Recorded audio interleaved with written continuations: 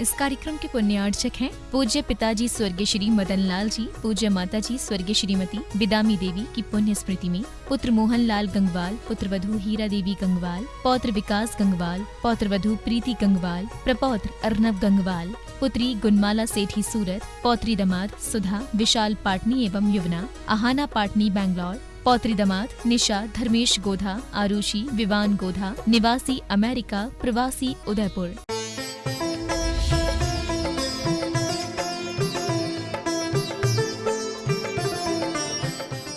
कहा कि गुरुवर आप तो फल का रस भी नहीं पीते।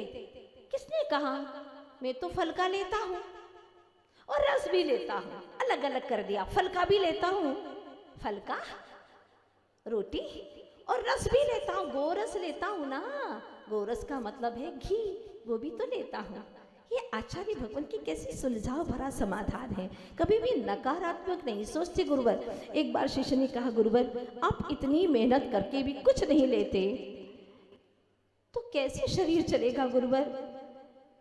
देखो एक्सरसाइज करने वाले लोग पहले एक्सरसाइज करते फिर एक ग्लास दूध पी लेते हैं, और आप तो कुछ भी नहीं लेते। कैसे नहीं लेता मैं भी देखो एक्सरसाइज करके एक क्लास ले लेता हूँ, एक क्लास। ये गुरुदेव की भाषा है।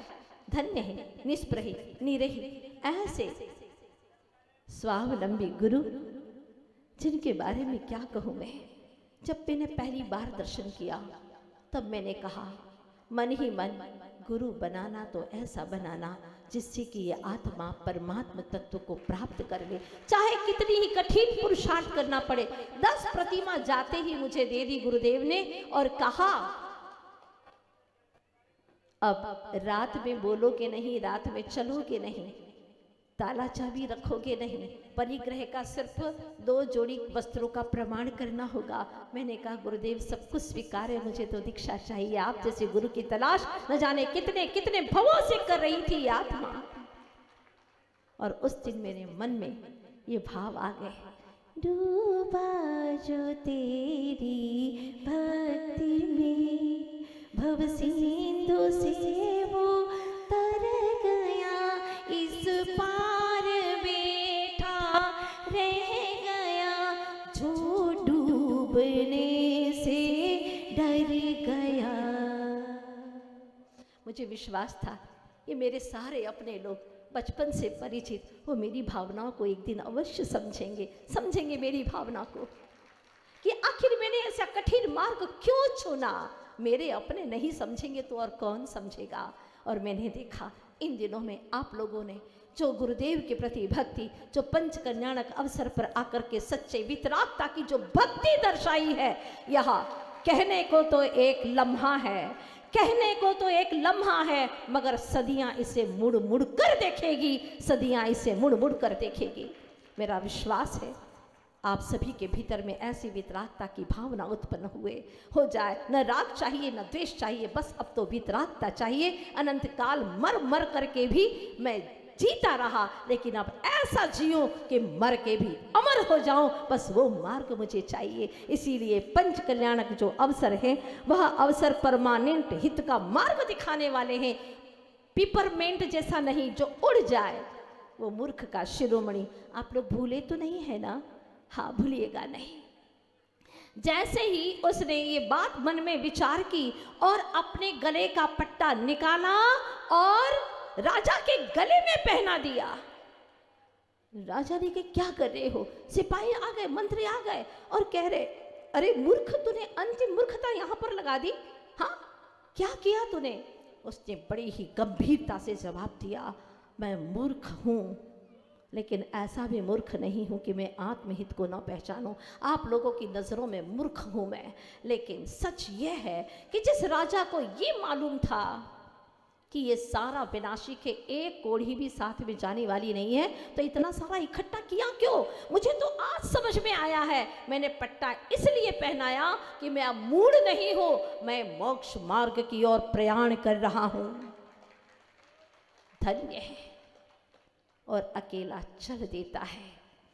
चल अकेला चल, अकेला चल, अकेला तेरा सब कुछ तुझ में है, ये चेतन चल अकेला।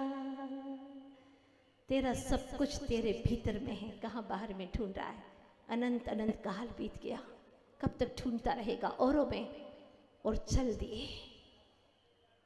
भव्य जीवों, बात आज आदि राज की है, जिनके भीतर में ऐसा भाव क्यों आया और क्यों वैराग्य की ओर चल दिए। तो प्रश्न अभी भी स्टैंड है हमारा कि न तो नीलांजना की नृत्य से वैराग्य हुआ और न ही नीलांजना की मृत्यु से वैराग्य हुआ, तो आखिर वैराग्य हुआ तो क्यों हुआ?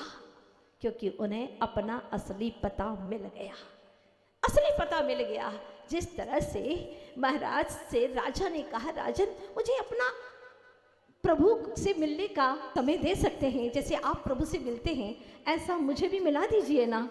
महाराज ने कहा बिल्कुल मिला दूंगा, लेकिन अपने नाम की एक स्लिप लिख करके मुझे दे दीजिए, पूरा पता हो जिसके अंदर, मुझे दे दीजिए, मैं भगवान से मिला दूंगा। उसने अपना नाम लिखा, नाम लिख दिया उसने अपना, श्रीनगर गढ़वाल राजा, गढ़वाल नगर के राजा, यहाँ स्थान है मेरी हवेली का, सब कुछ लिख दिया। महाराज ने देखा और पूछा ये पता सही है ना? क्योंकि भगवान के वहाँ पर बहुत लंबी कतार लगी है भक्तों की मिलने की। हाँ हाँ, जल्दी से तुम्हारा नंबर आने वाला नहीं है, काफ़ी वर्ष लग सकते हैं, हो सकता है कई भाव लग सकते हैं। पता तो सही है ना? ठहरिए ठहरिए महाराज, ये पता तो कैसे सही कह दूँ मैं, क्योंकि जब तन बदलेगा, गांव गली बदलेगी, नाम बदल जाएगा, मेरा काम बदल जाएगा, सब कुछ बदल जाएगा, तो मेरा ये असली पता नहीं है। तो असली पता कौन सा है तुम्हारा? कौन सा है तुम्हारा असली पता? पिता का लिखने लगा, नहीं ये भी असली पता नहीं है। पूर्व के दादा का लिखने लगा, ये भी असली नहीं है। कुछ भी तो असली नहीं है। मैं अपने पुत्र का लिखूं, वो भी असली नहीं है, क्योंकि वो भी मिटने वाला है। सब कुछ विनाशिक है। राजा राणा छत्रपति हाथी के असवार, मरना सबको एक दिन, अपनी अपनी बार। आप लोग भी ये अर्थ जानते हैं ना?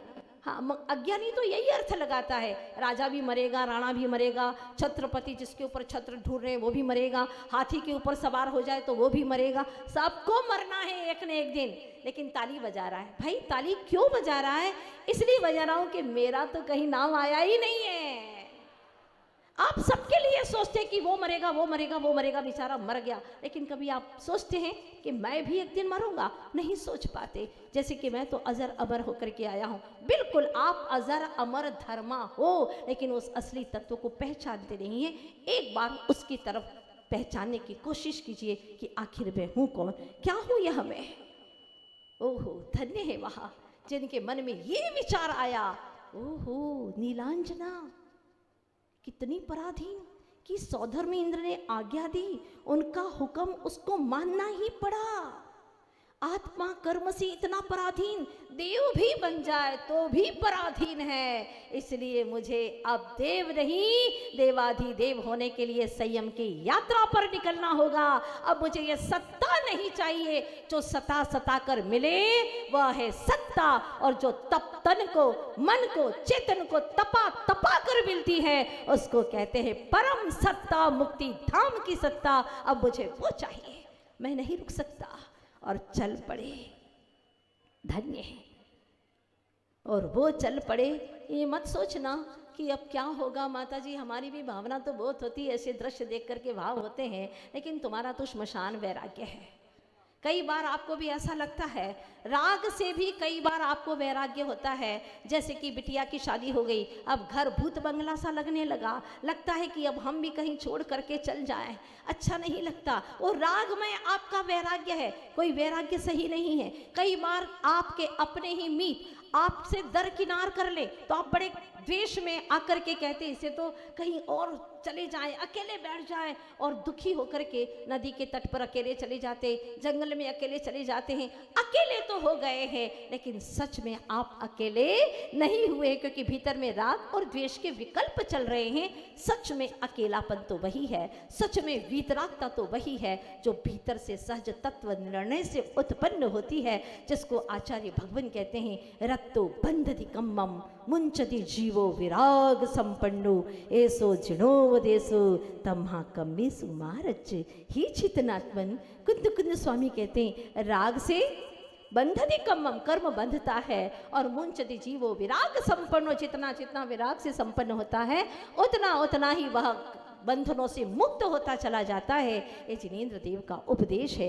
इसीलिए तू भी अपने जीवन को सार्थक करने के लिए, इस मार्ग के लिए चल पड़ चेतनात्मन। तुझे हर चीज ब्रांडेड अच्छी लगती है ना, आप लोगों को ब्रांडेड चीज़ें अच्छी लगती है ना, जितना बड़ा व्यक्ति होता है उतनी ही ब्रांडेड चीज़ उसको पसंद आती है। तो आज मैं आप सभी से गुजारिश करती हूँ कि होठों के लिए भी सत्य ब्रांडेड है और कुछ नहीं है। होठों के लिए अगर चाहिए तो सत्य ही चाहिए, हितमित प्रिय वचन ही चाहिए। ये ब्रांडेड चीज आज आप लेकर के जाइएगा। दूसरी बात है, आवाज के लिए तो प्रार्थना ही ब्रांडेड चीज है।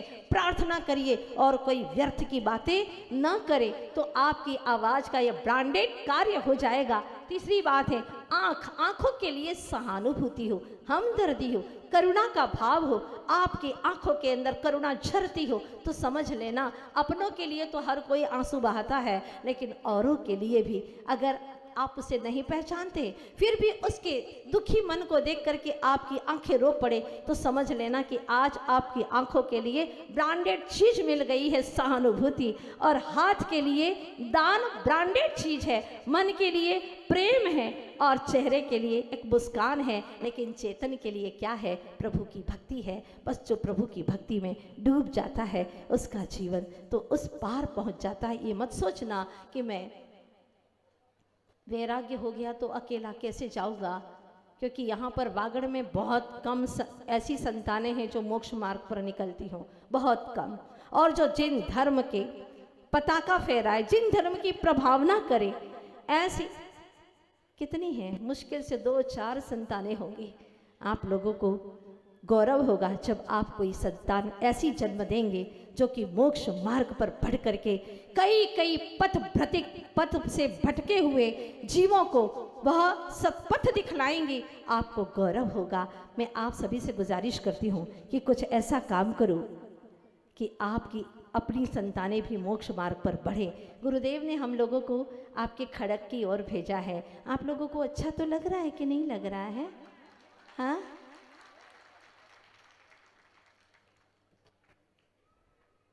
आप लोगों का मन कह रहा है ऐसा कौन पापी होगा जिसको अपने घर की संतान बुरी लगती हो?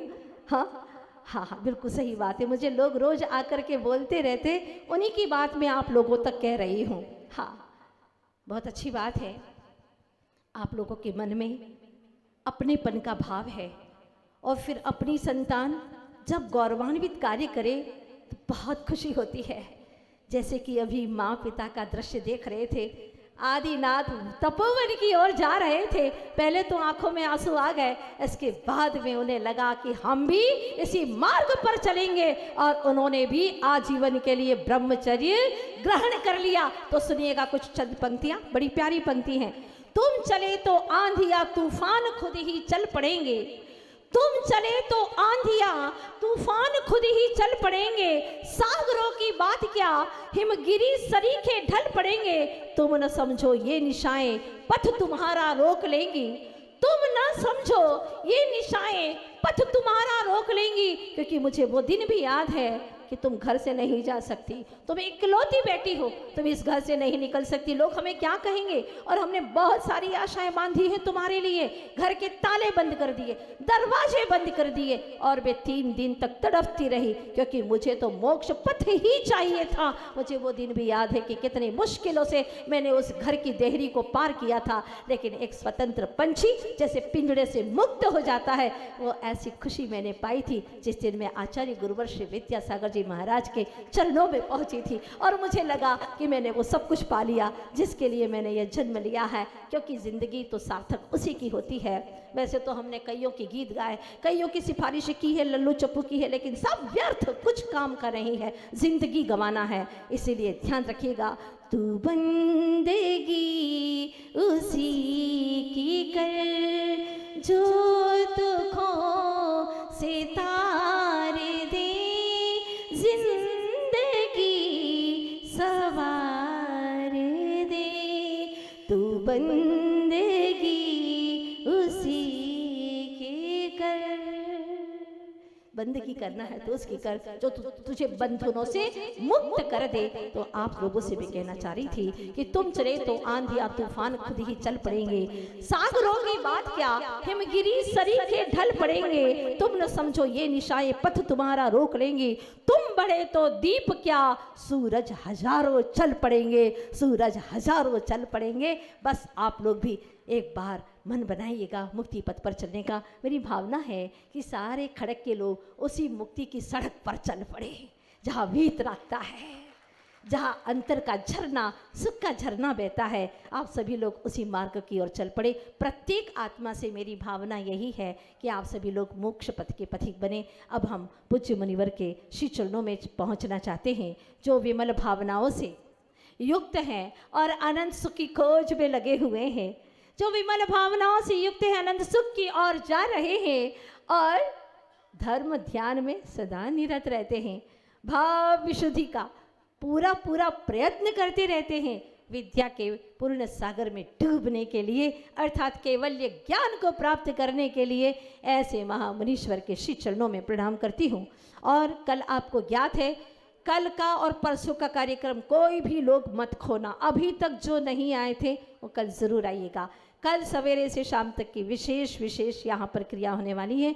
मूल नायक भगवान जो 511 वर्षों से पुराने मंदिर में बैठे हुए थे। कई लोगों ने कहा कि पुराना मंदिर तो बिल्कुल जीर्ण शीर्ण हो गया है। हमने कहा ये बहुत हमारी अमानत है, जहाँ पर प्रभु विराजमान थे उनको बहुत अच्छा नया कर दिया जाए। और 5-6 दिन के अंदर पूरा मंदिर बहुत व्यवस्थित हो गया है। अभी और बहुत सुंदर होने वाला है, स्वर्ण का कार्य भी होने वाला है। और भगवान अब हमारे बड़े बाबा परम अतिशयकारी, जिनकी दिव्य आभा स्वर्णाभा एक घाटियों तक ही नहीं, हिंदुस्तान तक ही नहीं, पूरे विश्व में फैली हुई है। धीरे धीरे वो कीर्तिमान ऐसा दिव्य कीर्ति को फैलाता हुआ आप लोग सब जानेंगे। और आप लोगों को बड़ा गौरव है क्योंकि आपके समूचे खड़क के वागड़ के ये प्रभु हैं। प्रभु को जो माने उन्हीं के प्रभु हैं। ऐसे कल मूल नायक विराजमान होने वाले हैं 10:39 पर 49 पर 49 10:49 पर यहाँ पर अपनी मूल वेदी में विराजमान होने वाले हैं। कल विशेष दिन है और बहुत अच्छा परम शुभ मुहूर्त है, इसलिए कल ही भगवान वहाँ विराजमान होने वाले हैं। कहते हैं कि जो गजरथ की परिक्रमा एक भी कर लेता है वो संसार की कभी परिक्रमा नहीं लगाता। बुंदेलखंड में जैन तो क्या, जैन से अजैन चौगुने आते हैं, वो भी परिक्रमा को देखते हैं। विशेष दिन होता है। इसलिए मेरी भावना है आप सभी लोग अपनी आंखों के अंदर इस दृश्य को अवश्य समाहित करें और अपने नयनों को तृप्त करें। एक दिन आपके नयन प्रभु को देखते देखते स्वयं प्रभु स्वरूप हो जाए। इन्हीं शुभकामनाओं के साथ में बोलिए आदिनाथ भगवान की जय, पंच कल्याणक महामहोत्सव की, दीक्षा प्रदाता आचार्य गुरुवर श्री विद्यासागर जी महाराज की जय।